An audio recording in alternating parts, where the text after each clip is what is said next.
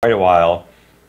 I'm actually friends with quite a few members of the Fortune Bakery team, so I'm always rooting for them. But I've been looking forward to see how Vote assimilates with the new pickup of Slicks. Seeing how quick they'll adapt to his pickup. Interesting to see their main support player center kicked off, but no doubt Swindle Mullins is a capable player, and is now filling that role. So.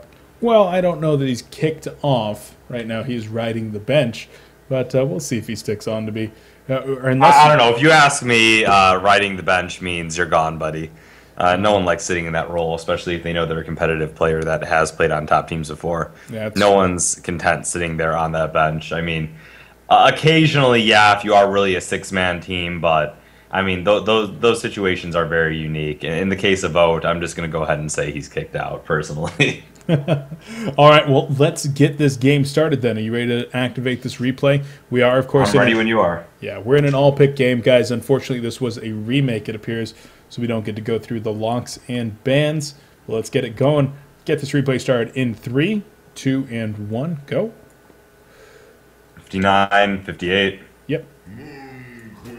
Good to go. So, picked and readied very, very quickly here. Let's evaluate what appears to be the team for Fortune Bakery.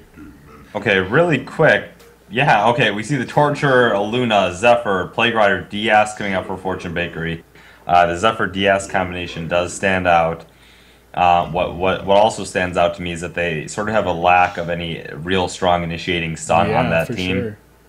You're looking at maybe a Torture with a Portal Key, maybe a Sheep Stick later on. Really no major lockdown for Zephyr to do his damage. They don't have a Tempest Hold, they don't have a Tree Root, they don't have a Mag Stun, they don't have any of these things that we typically see associated, letting that Cyclone do a lot. Even a Hag ultimate for that combined to slow if they go on the Zephyr, maybe save the Zephyr with the DS Cape. Zephyr lays down his ulti, Hag blinks in, lands that major AoE ulti, slows them all, and the combined damage brings heroes down. I don't see any real gigantic synergy. The Torture plus Zephyr is quite nice. Pretty hard for Plague Rider's ultimate and Zephyr's ultimate to do their job in this sort of team competition is the first thing that sticks out to me. Meanwhile, I look at Vote's lineup. I see that keeper push, that strong, quick keeper jungle. I see Skyzo on his Bubble Suicide. I see all this lockdown coming out from Mag, Bubbles, Keeper. Even Glacius has a huge amount of lockdown as a support hero. And for a carry, Moon Queen, I'm going to go ahead and I keep saying the word lockdown, but I mean, look at her moonbeams. I mean, every 6 seconds, a 1 second stun. I think she offers more than most do in that role. So, I mean, they just have a very stun, lockdown heavy, pretty scary team fight in general. I mean, right off the bat, looking at the draft, I give the favor 500%. No, 10,000% in favor of Vote.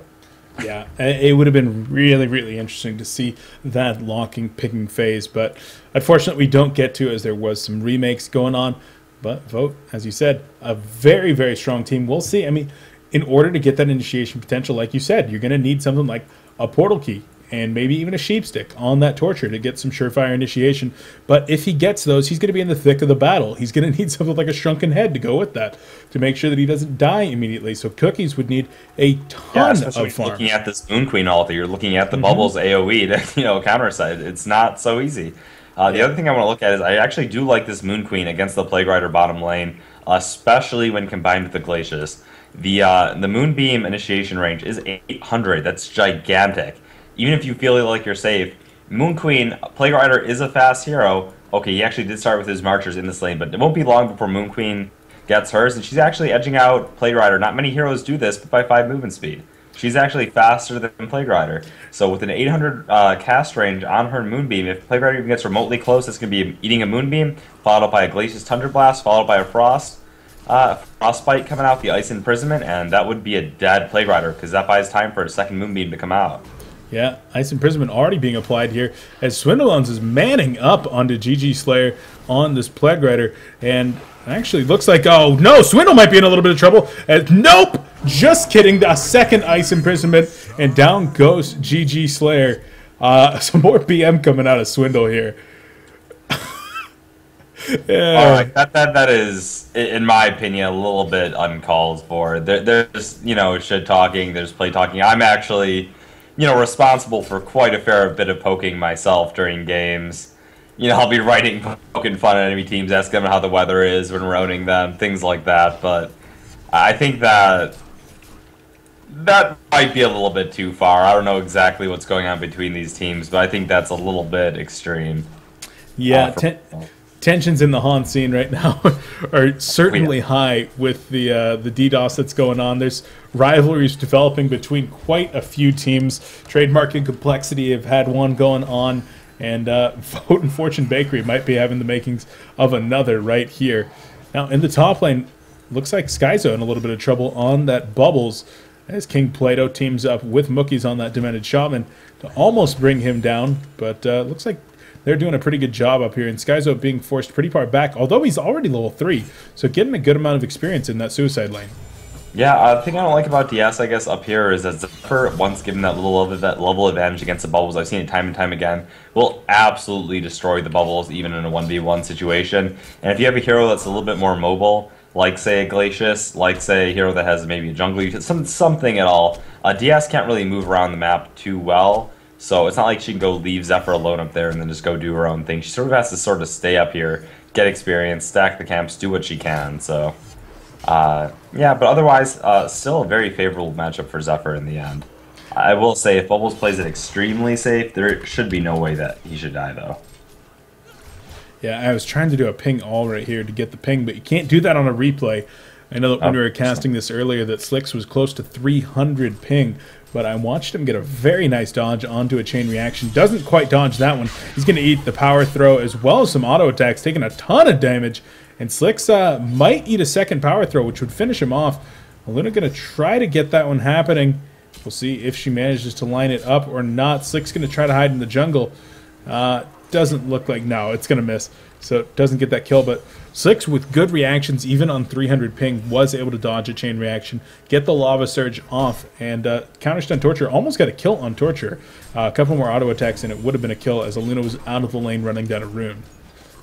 Yeah, I do think a smart decision, by the way, for Glacius to be down here in this bottom lane instead of the mid. We're looking at a dual lane mid of a Luna Torture. That is very difficult to beat. That is a very powerful combination coming out. So they knew if they were to send a dual lane mid, like say that Glacius Magnus, it wouldn't be that powerful. It would get smashed by the opposing dual lane. So better to expand the lead that Moon Queen's going to have against this Plague Rider, deny Plague Rider that experience as much as possible. It'll overall have a better impact in the game. Yeah, that Plague Rider having a very hard time. Swindlebones chasing him down, showing the power of the Glacius, which that Ice Imprisonment at level 1, I mean, does a fair amount of damage, relatively low cooldown. Can, of course, be spammed. It interrupts auto attack animation as it goes on. You can't attack during it. It makes it very, very powerful in trading harass with enemy suicide heroes. Yeah, I thought level 1 that Swindle was actually going to bite the dust with the Contagion nuke actually being leveled at level 1, which is something important to note, that level 1 Extinguish was only learned at level 2 here on the Plague Rider, so missing out on a couple of denies as a result of that one, in addition to giving first blood. Oh, Slicks in a little bit of trouble there mid. Some unfortunate coordination, though. The Agonizing Bonds pulled Zephyr in at the same time that the power throw went off, forcing the power throw to miss. If the power throw had connected, Slicks would have actually died there in the middle lane. Oh, really? Okay, so, okay. Unfortunate in that respect, but they still are going to force Slicks out of the lane for the time being. He makes his way back over now after eating another tree or something to get some health back, but he's still having a rough time up there. Bubbles is diving deep for a kill here onto Mookie's. The cape's going to fall off, and we'll see if Skyzo goes for a Shell Surf or not. Zephyr's coming in, though, and Bubbles might be in a little bit of trouble himself. We'll see where the Shell Surf goes off. Aluna might be in range to intercept with an Emerald Lightning. Zephyr chasing down with those Plated Greaves, though, and I think Skyzo's going to be in some trouble. He's going to be also coming from below, trying to edge him out here. Skyzo's going to be able to run. It's going to take them a long time to chase him down, but he should die, actually.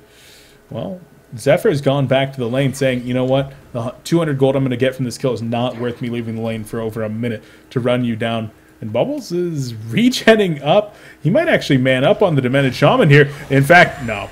The power throw goes out there, and down goes Bubbles. Skyzo did a good job of running the enemy team around for quite a while, though. Cookies broke off the middle lane for about 45 seconds there. Yeah, that's always the best possible thing you can do. Not only does it make them take longer to find you, when you run them over to the corner of the map like that, I do that a lot if I'm being chased in the enemy woods, and I know I'm going to die, I just try to make them waste, especially early game, make them waste as much of time as possible. If leaving the lane, you know, it actually hurts quite a bit. They were gone for a good whole minute there, and walking all the way to the corner of their base and back takes, you know, it takes some time. Yeah, Magnus doing a little bit of stop cancel animation there on his ultimate. I always fear for players, especially Slicks with that ping. Actually, he's going to come in with a lava surge right there, going in deep onto a Luna and Torture. They have backup though. Glacius is actually going to take a counter initiation. A Root comes out and down goes Cookies. They will be able to get the kill onto a Luna though with one more auto attack, a potion activated, so it's going to make that 2. Bubbles does have a Shell Surf active in 3 more seconds though. Will he be able to get it off? Nice tree dog block going to be coming in, and the Shell Surf, the Shell Surf, the Shell Surf. Power throw goes out. Actually going to be turning on the Typhoon, and Z-Freak going to go down on Zephyr. So nice rotation from King Plato, picking up the kill on the jungle. Yeah, I was going to wonder why Creams didn't keep running straight. It almost looked like he would have been fine, even despite the tree dogs being summoned there, if he had kept going straight. But it also served as a little bit of a bait for King Plato to come in, land down the Typhoon ultimate, and, you know, clean up. So that trade, in fact, was, what, 2 hero kills for 2 hero kills, as they did get Swindle Melons as well as Z-Freak on the counter kill. Right now, there is a 3,000 experience lead for Vote. Of course, Moon Queen has a big part of that. Magnus also leveling up very well. Oh, a kill there in the middle lane, as GG Slayer does fall on that Plague Rider. Now, that is his... he actually killed Swindle Melons alone, it seems like. I'm not sure if that was under the tower or what, but a little bit of a vengeance kill there after the initial shit-talking. Yeah, sorry, read that one wrong. It's been a long day of casting, guys.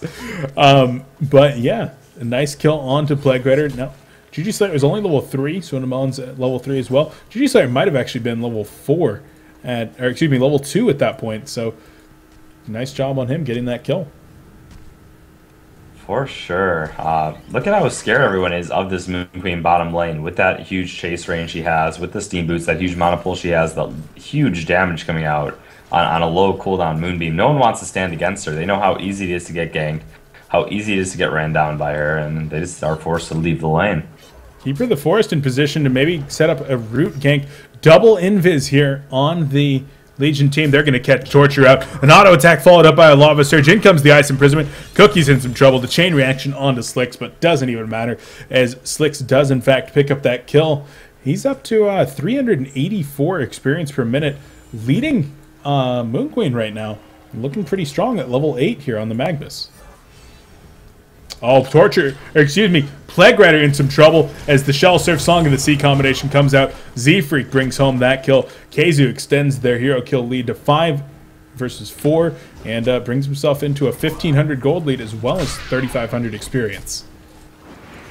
Yeah, Vote off to a really, really strong start here. I already talked about liking their team fight just much more in general, and their laning phase, combined with the push that Keeper provides. More team fight coming out right here, as the root's going to be applied. The kelp field already used to secure the kill onto Torture once again. Zephyr TPing in, though. Will he be able to land a Gust Typhoon combo on one of these players? Missing the Gust there on Magnus, not quite able to lock down Skies, though, on the bubbles either.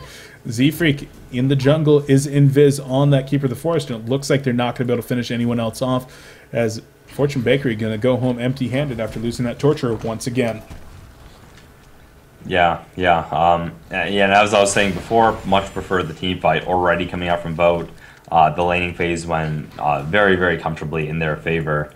And, you know, even in a neutral matchup here, I hate to call games before I call them, but just being realistic here, even in a neutral matchup, I would give the team fight advantage in favor of Vote. So I will be really interested to see what Fortune Bakery can do to try to climb back from this big of a disparity early on.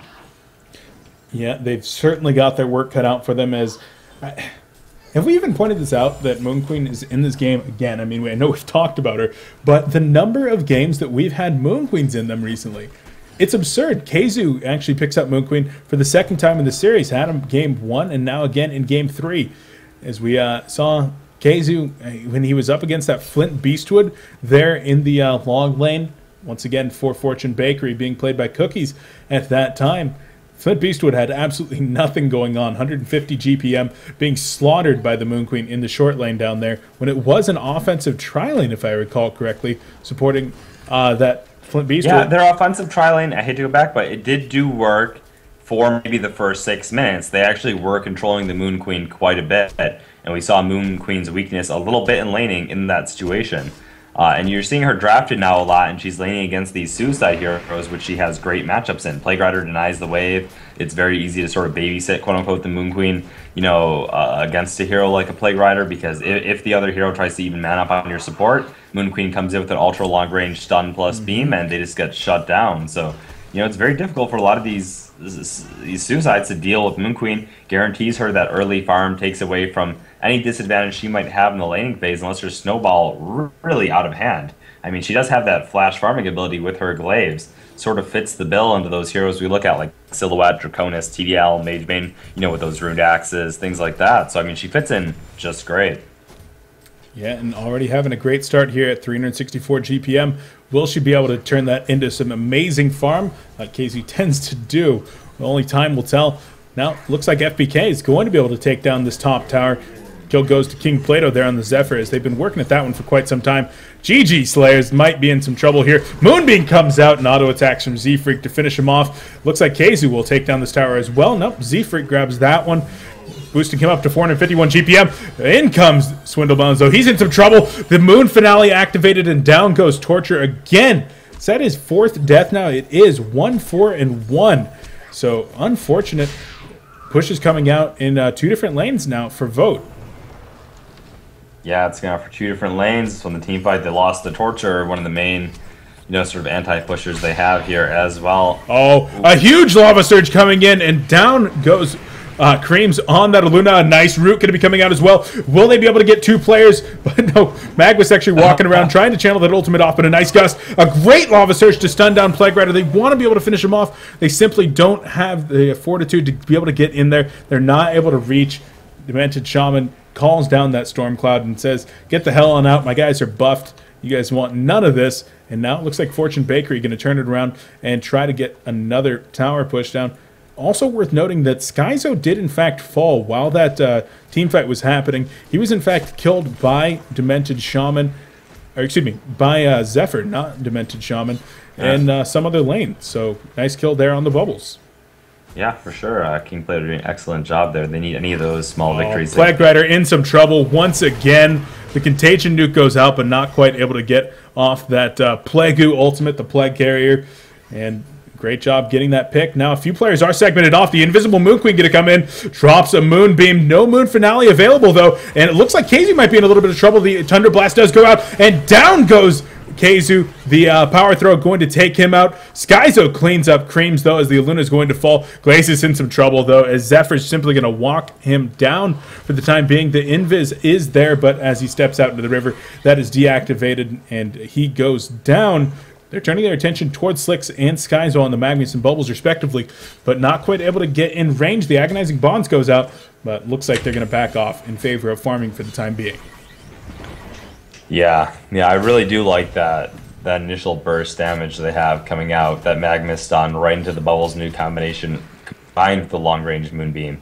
It just starts the fight off with so much burst onto that initial target, and then they follow up with their AoE ultimates for, you know, even more chaos. So yeah, a great job picking off KZ at the beginning of that fight, and it really set the tone for Fortune Bakery to have a decent team fight, picking off a couple there. But they do still find themselves down in gold and experience by close to 4,000 in both respects, and they're going to need to have something go correct for them. Their Zephyr, of course, is getting quite large at 457 GPM, outfarming KZ by about 80 at this point, and level 12, so maybe King Plato is going to be able to turn this around in some team fights. Of course, getting pretty tanky with that Helm of the Black Legion, and now a Shaman's Headdress as well. Yeah, definitely signs of life coming out there. I did not expect to see Zephyr sitting on this comfortable a farm, especially early on. I think KZ was almost 100 GPM higher than the Zephyr. It was not going ideal for him up in that top lane. Yeah, and KZ dying right there. And, of course, trying to join his team into a little bit of pushes, which have not been too successful. They took down the middle tower and the bottom tower, but, you know, for the amount of time that he's invested, he probably would have gotten better farm being off in some other lanes, especially since he did not get the last hits on either of those towers, if I recall correctly. Z-Freak picking up at least one of them, and I'm not sure about the other. Magnus, being played by Slicks, trying to get his farm on, finds himself about 600 gold away from that portal key himself, and that'll be pretty nice to have initiation. Yes, for sure. I mean, 2 more waves and he's got it. Don't really think they can do much to gank him at this point either. So it should be coming out here in just a minute. Yeah. Meanwhile, Skyzo on this bubbles. I'm interested to see if this is another tablet game for him. I mean, he is against a Zephyr. Not the worst thing in the world to get a tablet against that bird. And I've also, once again, rarely seen Skyzo ever pick up a portal key. So if I'm not mistaken, we will be seeing a tablet come out for the bubbles in this game. Yeah, as you mentioned, nice item to have against the bird, so would not be surprised in the least. Portal key has been picked up, though, on Z-Freak, so going to have some nice initiation or counter-initiation in the form of that flying tree now. Legion team gets to work on these triple stacked ancients, which will be nice money in the pocket of both Z-Freak and Keizu. Keizu picks up a Firebrand, so going to be going for that relatively early Geometer's Bane to accompany the Whispering Helm that she's already had in her pocket, utilizing that minion to get a little bit of triple stacking going on. Do you think she's going to finish that Geo's Bane, or maybe go for something like a Shrunken Head and just use the Firebrand for farming for the time being? Either route would be fine. I haven't seen Keizu rush Shrunken Head too much. I'm going to go with the fact that he's probably going to finish the Geobane first. He should be plenty tanky enough with the Strength Steam Boots activated. With the stat boost from the Geobane, I think it would be fine. And just knowing Keizu. Although, once again, Shrunken Head is almost the perfect item against this. The team composition that Fortune Bakery has, pretty much all of the damage, is coming out of Magical Source, so... Yeah, I could agree with that one. Magnus does pick up his portal key now, so that's going to be very useful. Gets that initiation potential, and as Fortune Bakery is grouping up now to try to get the push on the bottom tower, Magnus might just be what the doctor ordered.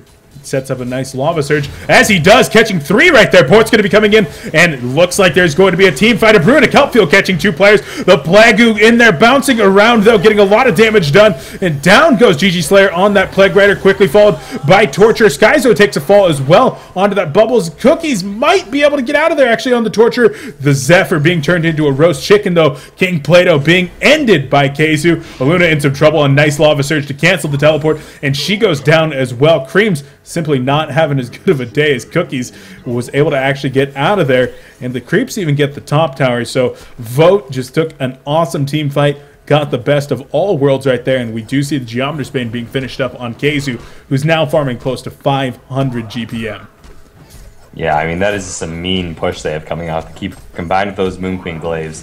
If Fortune Bakery winds up losing another team fight outside their base, especially with that Geometer's Bane up, they should be able to, push right in through and take those racks. Yeah, Fortune Bakery, I don't see how they can really take these team fights anymore. And that Zephyr's doing well. He's working on that Shrunken Head, or perhaps a Frostburn.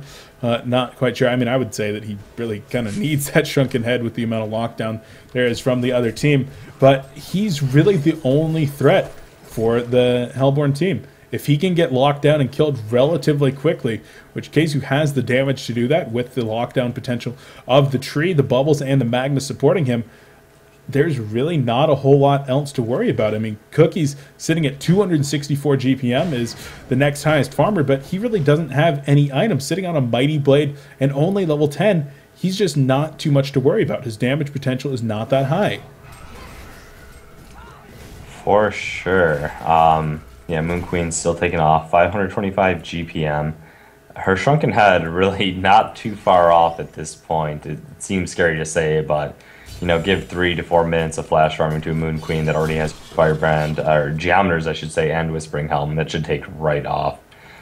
There's nothing that, Fortune Bakery, as I touched on earlier, they don't really have a whole lot of lockdown, initiating stun. They have really no way to set up a gank with this team. It's just a very passive lineup across the board. Yeah, they have to play reactively, and that doesn't really work when the team has 1, 2, 3 major sources of initiation and a great follow-up.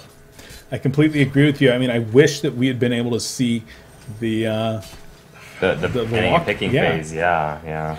because it certainly seems like Vote just got an amazing draft. And I mean, when you have Swindlewellens and Slicks on the same team, both of these players very experienced drafters, drafting for their individual teams, and now combined, even Keizu drafted for blackfade.org as well. So three guys with drafting potential, put all those great minds together, and they're looking pretty strong. And yeah, nice, I know, but I know Cookies knows what's up. I'm sure, you know, these games happen. Maybe it's just misplay. Maybe they had an overlook in their locking phase. They were going for a certain plan. Maybe they didn't pick in the safest manner, and Vote sort of caught onto it and drafted in a way that just completely, you know, blundered their attempt at, you know, having a solid draft in this game. But I just feel like, yeah, I just feel like they just. I hate having a lineup where you feel like you literally cannot do anything. You have to wait for the enemy team to initiate. They're going to have the initiation advantage every fight. You're basically looking at, oh boy, I hope the enemy team screws up here so we can do something right. Yeah, I hope Magnus misses his Lava Surge and Tree accidentally roots before he uses his Portal Key. Because that's really the only way that the team fight's going to initiate in favor of the Hellborn team at this point. So that draft, of course, coming back to bite them in the ass a little bit. But at this point, Vote playing their hearts out and playing very well, of course, as we do see Swindlewellens doing a little bit more counterwarding. He's settled very well into the support role, and he's doing even a little bit of ancient blocking, as it looks like Vote, I mean, they're playing their hearts out. They want to make it into the winner's bracket finals to face the winner of Complexity versus Trademark and see who goes on to the grand finals for HoN Tour Diamond Cycle 1. Oh God, I am so happy to see this. By the way, the Word of Revelation. I mean, for the longest time, literally for years, I'd always bitch and moan about how people would not use Words of Rev, not even Words of Sight, Words of Rev, to block ancient farming, especially against farm-heavy, stack-heavy lineups. Which Heroes of New Earth pretty much has always been a pretty stack-heavy game, and finally, recently, we're beginning to see it so much more. Yeah. It's like, yeah, if they go counter that Word of Rev, you're not taking it away by having your Word of Sight wasted. They're not going to get, you know, any gold for it. It just does a great job overall. If it even stops one stack, it tripled its worth in gold. Yeah, that's very true, and so a lot of people starting to do that, as you said. And I mean, the skill cap is, of course, increasing in this game. Actually, going to be a little bit of initiation here. A nice Lava Surge going down onto that Zephyr, who has picked up a Shrunken Head that is activated, as well as the Typhoon Chain Reaction going to be hitting Magmus. Moon Finale getting out and doing some work, but the Plague bouncing around as well between a lot of players. Magmus is going down, but Keizu already with a hat trick to make that a quad kill. Glacial Downpour going to be coming in as well. Can he make an Annihilation? And yes, he does. Annihilation comes out. GG well played to follow. And it looks like Fortune Bakery drops the series here. Vote takes it home. DDoS and all. They're going to be going on to face the winner of Complexity versus TDM in the winner's bracket finals here for HoN Tour Cycle 1. What a team fight there. Vote looked just stupidly strong.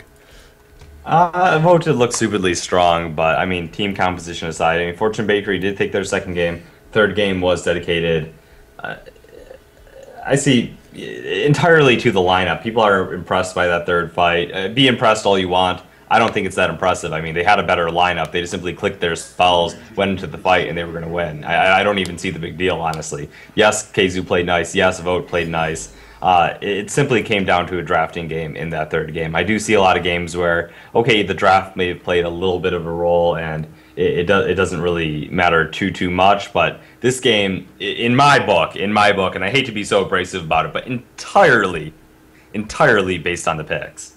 Nothing worked out for them. The laning phase didn't work out. The team fights, they had nothing going for them. Yeah, and so it's unfortunate they do drop that one. But they're going to be going on down to the loser's bracket, Fortune Bakery, that is, to face somebody next weekend. Not quite sure who. Swindlewellens is going to lead his crew, Bad Mannered and all. They are going to be making their way up into the winner's bracket finals. But, Bryce, I think that we do have the replays from Trademark versus Complexity. You interested in casting that one after a short break? Let's do it. All right, guys, you heard it. We are going to take a quick break, get the next series set on up. That's going to be Complexity versus Trademark Gaming, the other winner's bracket semifinal here for HoN Tour Diamond Cycle 1. Guys, don't go anywhere. This is Complexity Casting with Beef and Brized. Make sure to check out Complexity Gaming over at ComplexityGaming.com, Facebook at Complexity Gaming, and Twitter at Complexity Live. Let them know how much you enjoy Complexity Casts here. And of course, make sure to follow me on twitch.tv/ComplexityHoN. And Brized, he's casting over on his stream at twitch.tv/DomainOfPain. And while you're over at Twitter, make sure to follow me on at BeefPotPie. You see that right there on your screen. I'll let you know whenever Complexity Cast is going live with more awesome Heroes of New Earth action, like we will be tomorrow morning, 11 a.m. PST. That is, in fact, 8 p.m. or 2000 hours Central European time. We're going to be doing Complexity Scrims tomorrow, so that should be a lot of fun. Guys, I'm going to take a quick break, get the next one set up. Bryce, any final words?